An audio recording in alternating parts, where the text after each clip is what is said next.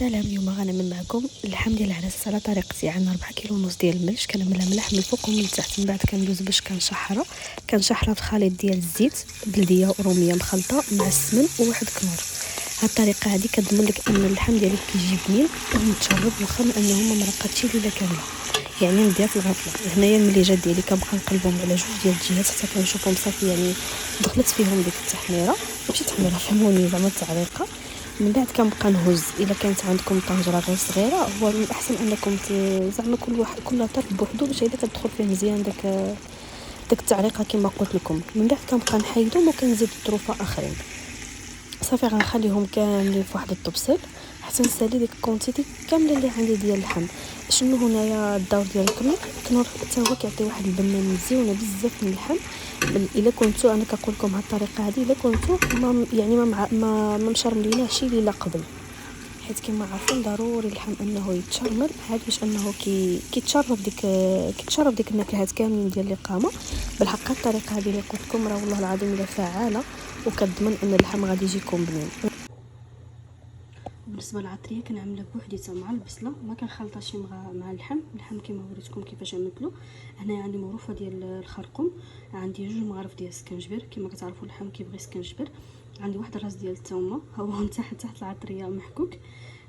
عندي الابزار ابيض، واحد مغرفه صغيره معمره، واحد ضامه ديال الزعفران، وعاد كنزيد واحد شويه ديال القريفه، راس مغرفه ديال القريفه، وراس الحانوت عندي حتى هو راس مغرفه غير شويش. وكنزيد واحد الماء باش كنخلط، هو الماء ديال الزعفران كنخلطو معاهم وصافي. من بعد كنهدكو مع البصله. بالنسبه للبصله عندي 2 كيلو، انا كنعمل فيها البصله كنقطع طريفات صغارين. البصله الحمراء صراحه كتعطي واحد البنه رائعه، وخليكم معايا تشوفوا الاخر ديال الفيديو كيفاش غادي يجي هذا الطبق.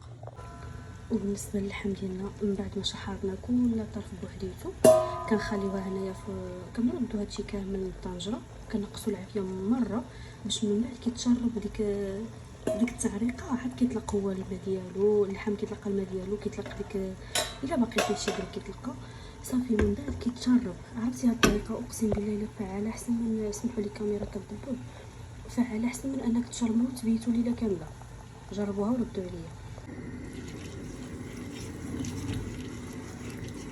وبالنسبه للماء راه كنعمل الماء طايب حتى كيتغطى ديك اللحم كامل. راه هادشي كامل هادشي كامل كيشرب مره، هاد الميمان مره ما كيبقاوش، يعني ما تخافوش من الماء، بالعكس باش كيطيب لكم اللحم، بالاخص الا مثلا عندكم اللحم كبير ولا شي حاجه.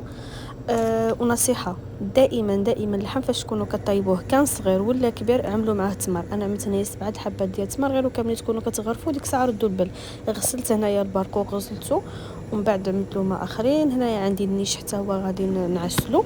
بالنسبه للبرقوق كنعدلو في الماء ديالو، عاد من بعد كنزيد له ديك المريقات اللي طيبت فيهم اللحم صافي. ومن بعد غادي نزيد له مزيودات ديال القرفه حتى للاخر، وشويش ديال الزبده باش كيخليهم مرطبين صافي. بالنسبه للحم غادي نغطي عليه بابي كويس بسلوفان، غنغطي عليه مزيان ونغلقو، ومن بعد نتفق منه هادو باش يبقاو سخونين.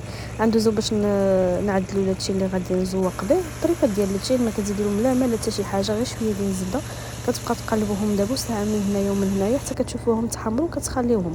بالنسبه لديك الماء اللي طاب فيه البرقوق هو اللي كنعسل به انا اللحم ديالي. هنايا عندي اللحم غطيته بسلوفان باش ما يتقرصش، وهادو هما ديك البصيلات. شفتوا المريقه كيفاش جات؟ صافي حيت ديك العطيمات وغرفتو، صراحه الله جا كي حمر.